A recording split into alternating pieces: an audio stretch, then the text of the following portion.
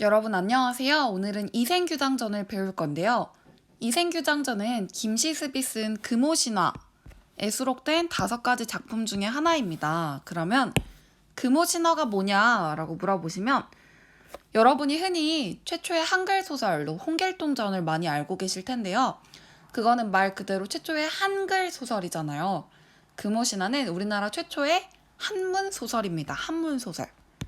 최초의 한문 소설이고요. 참고로 말하면 홍길동전도 이제 아마 최초의 한글 소설이 아닐 거예요. 아마 표절로 밝혀져가지고 지금 아마 어떤 소설을 가장 최고의 것으로 봐야 될까, 최근의 것으로 봐야 될까에 대한 논의가 진행 중에 있습니다. 그래서 홍길동전은 이제 잊어버리시고요. 지금 최초의 한문 소설인 금오신화를 배울 거고요. 우리가 저번에 심창전 배울 때 고전 소설에 대해서 정리를 한번 쫙 했었어요. 기억나실지 모르겠지만 고전 소설이 약간 좀 전기적인 요소, 좀 기이하고 전해져 내려오는 기이한 이야기가 많다고는 이야기 한번 드렸었고요. 그 다음에 또 주인공이 좀 비범한 인물들이 많다라는 이야기도 드렸었어요. 그쵸? 그랬을 때 이 소설이 대표적인 전기소설이다라고 하는 거를 하나 기억해 두셔야 될 것 같아요. 전기소설, 즉 기이한 이야기가 제가 이 부분 지금 기이하다를 말할 때마다 자꾸 시리가 나와서 너무 힘들어요. 어쨌거나 기이한 이야기가 전해져 내려온다. 전해져 내려온다까지 써야죠. 그쵸? 그래서 전해져 내려오는 기이한 이야기다라고 해서 전기소설이고요. 읽다 보면 이 소설의 어떤 부분이 기이한지는 누가 봐도 알 수 있어요. 그래서 우선 이 소설 자체가 전기소설이고 우리나라 최초의 한문소설로서 가지는 의의가 있다라는 거를 기억해 두시면서 소설을 읽어보면 좋을 것 같습니다. 우선 이생규장전일 때 그 이생규장전이라는 한자 자체가 어떤 뜻이냐면요.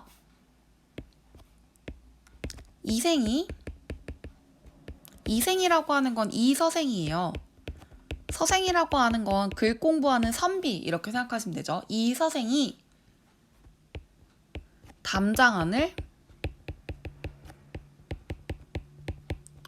엿보다 라는 뜻인데요.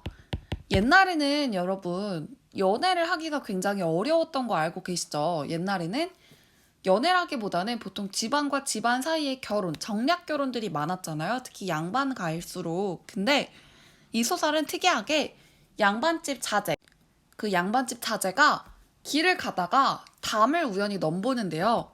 이렇게 보통 담이 있고 그 뒤에 집이 있었겠죠. 그쵸?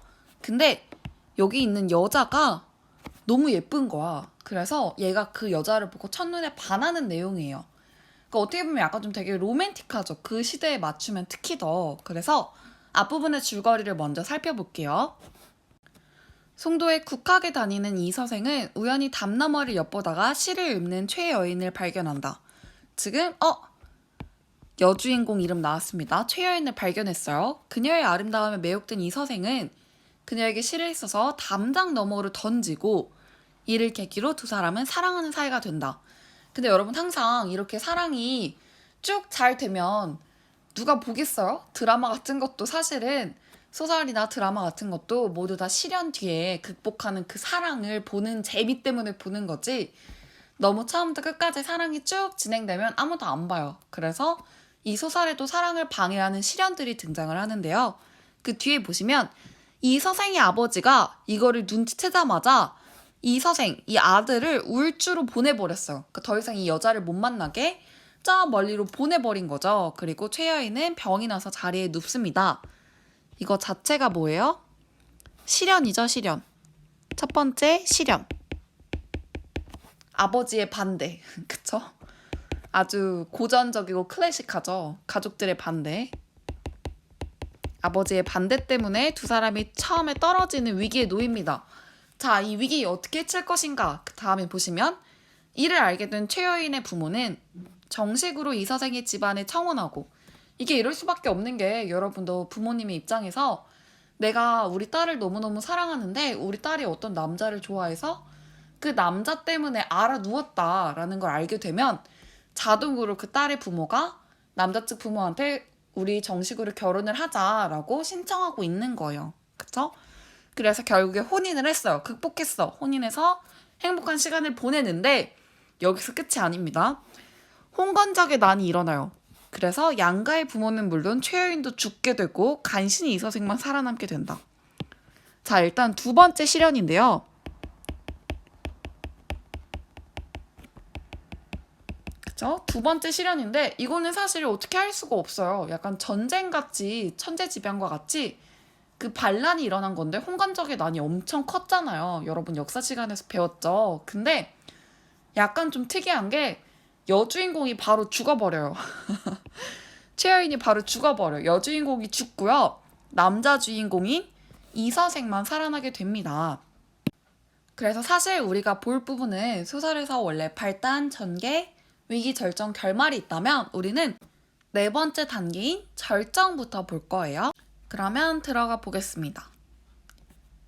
자, 한편 이서생은 황폐한들에 숨어서 목숨을 보존하다가 도적의 무리가 떠났다는 소식을 듣고 부모님이 살던 옛집을 찾아갔다.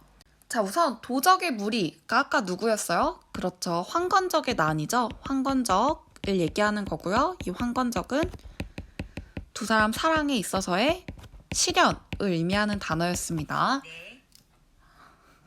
시련을 말했는데 시리가 나와서 깜짝 놀랐어요. 어쨌거나 지금 도적의 무리가 떠난 다음에 얘가 돌아왔는데 그 집이 이미 병화에 타버리고 없었어요. 그쵸? 병화 오른쪽에 있죠? 전쟁으로 인해서 불이 난 거죠? 보지 않을게요. 불이 이제 타버리고 집이 없고 아내의 집에 가보니 행랑채는 쓸쓸하고 집 안에는 쥐들이 우글거리고 새들만 지저귀었대요. 자, 그러면 지금 상황이 어때요? 완전히 그냥 폐허가 됐죠. 집이 원래 두 개가 있었는데 부모님 집은 다 타버렸고 나랑 아내랑 살던 그 집은 이미 쥐밖에 없어. 새밖에 없어. 그러면 심정이 어때요? 슬프죠. 슬프고 참담한 심정. 자, 그러다 보니까 슬픔을 견디지 못해서 작은 누각에 올라가서 눈물을 거두고 길게 한숨을 쉬며 날이 저물도록 앉아서 지난날의 즐겁던 일들을 생각해보니 한바탕 꿈만 같았다라고 이야기하는데요. 이런 거를 멋있게 뭐라고 하냐면 일장춘몽이라고 해요. 말 그대로 춘몽, 하룻밤의 봄, 꿈과 같다라는 뜻이어서 내가 여태까지 있던 것, 내가 여태까지 누렸던 것, 행복함을 누렸던 것들 그 자체가 너무나 되게 덧없고 허무하다와 같을 때 쓰이는 사자성어입니다. 사자성어도 한 번씩 봐주셔야 돼요. 자, 밤중이 거의 되자 희미한 달빛이 들보를 비추는데 낭하에서 발자국 소리가 들려왔다. 자, 낭하 옆에 보시면 대문 옆에 있는 방인데 약간 무섭지 않았겠어요, 여러분? 생각해보세요. 지금 우리 집이 완전히 폐허가 됐는데 갑자기 낭하에서 발자국 소리가 옆에 방에서 발자국 소리가 들려요. 있을 수 있는 내용인가요? 없지. 지금 새랑 쥐밖에 없었다고 방금 위에서 얘기하고서는. 그쵸? 그래서 이 자체가 지금 비현실적인 사건이고요.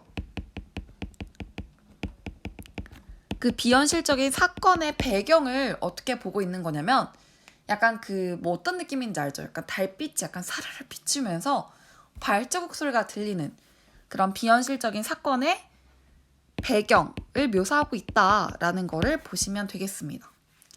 자, 그 발자국 소리가 먼 데에서 점점 가까이 다가오는데 여기까지는 약간 호런데 그 살펴보니까 내가 사랑하는 아내가 거기 있었다는 거예요.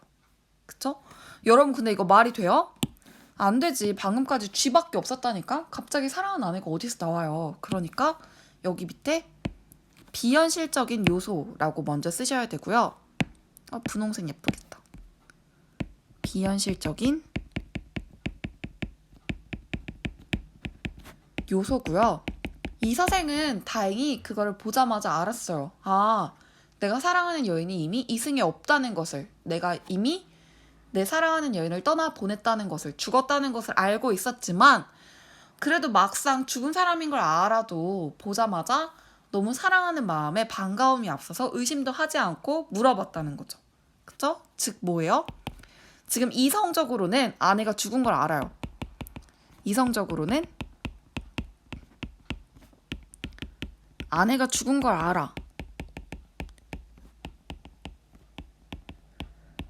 지금 근데 그 이성적인 판단이 중요해요? 내가 사랑하는 아내가 내 눈앞에 있는데. 그쵸? 그래서 이성적인 판단보다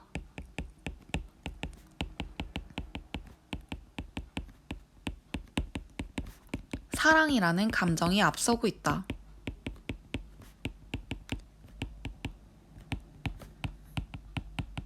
근데 여러분, 이 여자가 결국에는 살아있지 않다는 거는 뭐예요? 귀신이란 얘기거든요. 그러면 아무래도 귀신과 함께하는 이 만남이 오래 가겠어요?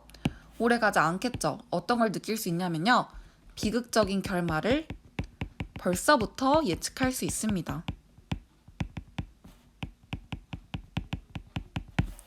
네, 밑에 계속 볼게요. 어쨌거나 이 여자를 보자마자 죽었다는 걸 알지만 너무 반가워서 그냥 이야기를 하는 거예요. 뭐라고 얘기하냐면 부인은 어디로 피난해서 목숨을 보전하였어? 라고 물어봤어. 그쵸? 아, 너가 살아있었구나. 죽었다는 걸 머리로 알면서도 살아있었구나. 라고 이야기를 했다는 거예요. 그러니까 그 내가 사랑하는 내 아내가 내 손을 잡고 한바탕 통곡하더니 사정을 이야기를 해요. 어떻게 사정 이야기를 하냐면 저는 본디 양가의 딸로서 어릴 때부터 가정의 교훈을 받아 자수와 바느질에 힘을 썼고 시서와 예법을 배웠으므로 규중의 법도만 알았을 뿐 어찌 집 밖의 일을 알았겠습니까? 자, 양가라고 하는 거는 좋을 양자예요. 쉽게 말하면 좋은 집에서 태어났다. 지체 좋은 집안의 딸이다 라는 거 알 수 있고요. 어렸을 때부터 가정의 교훈을 받아서 바느질도 잘하고 시서는 뭐냐면요. 시랑 글씨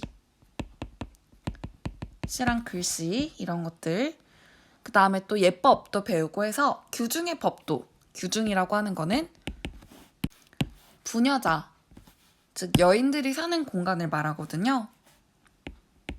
부녀자가 거처하는 곳. 그러니까 쉽게 말하면 본인은 여자로서의 일들은 잘 알고 있었지만 그쵸 그 이외 것들은 잘 몰랐다. 집 밖의 일들은 잘 몰랐다. 그런데 난군께서 붉은 살구꽃이 피어 여러분 우리가 장을 넘어가야 돼서 일단 여기부터 형광펜은 칠게요. 네, 그 다음 장으로 넘어가시면 붉은 살구꽃이 피어있는 담안을 엿보게 되다 라고 되어 있는데 이 부분 자체가 뭐에 대한 설명이에요? 그렇죠. 이생규장전이라는 제목의 자체에 대한 설명이죠. 쉽게 말하면 나는 원래 문 밖의 일들에 대해서는 아무것도 몰랐는데 당신이 내 담안을 엿보게 되자 저는 스스로 몸을 바쳤으며 꽃 앞에서 한 번 웃고 난 뒤에 평생의 가약을 맺었고 자 평생의 가약 뭐 말하는 거겠어요? 결혼이죠 결혼.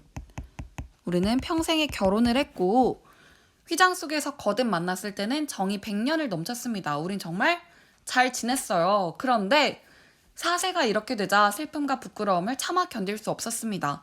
사세라는 거는 일이 이렇게 되니까 슬프고 부끄럽다라는 이야기고요. 장차 100년을 함께 하려고 했는데 우리가 100년 동안 잘 살려고 했는데 어찌 횡액을 만나서 횡액이라고 하는 거 오른쪽 옆에 보시면 뜻 있습니다. 불행을 만나서 구렁이 넘어질 줄 알았겠습니까? 즉 뭐예요? 우리의 삶이 지금 구렁에 넘어져 있다라고 이야기를 하는 거죠. 자, 끝내 이리 같은 놈들에게 정조를 잃지는 않았지만 몸뚱이는 진흙탕에서 찢김을 당고 말았습니다. 자, 보시면 지금 얘가 자기가 어떻게 죽었는지에 대한 설명을 해주는 거예요. 그쵸? 홍관장들의 난이 벌어져서 그 사람들이 나한테 와서 내 정조를 뺏으려고 했지만 내가 반항을 했어. 그래서 정조를 뺏기진 않았어. 그렇지만 그 사람들이 나를 진흙탕에서 죽였어. 라는 자신의 목숨을 잃은 상황을 지금 설명을 하고 있는 겁니다. 진실로 찬성이 그렇게 만든 것입니다만 인정으로는 참아할 수 없는 일이었습니다. 이 사실 어떻게 인간으로서 이룰 수 있느냐라는 이야기도 있고요. 저는 난군과 궁벽한 산골에 세워진 후로 짝 잃은 새가 되고 말았습니다. 자, 짝 잃은 새 누구를 말하는 거예요? 지금 이 서생을 잃었던 최여인의 처지를 비유적으로 표현하고 있는 거고요. 집도 없어지고 부모님도 잃었으니 피곤한 혼백에 의지할 곳 없음이 한스러웠습니다.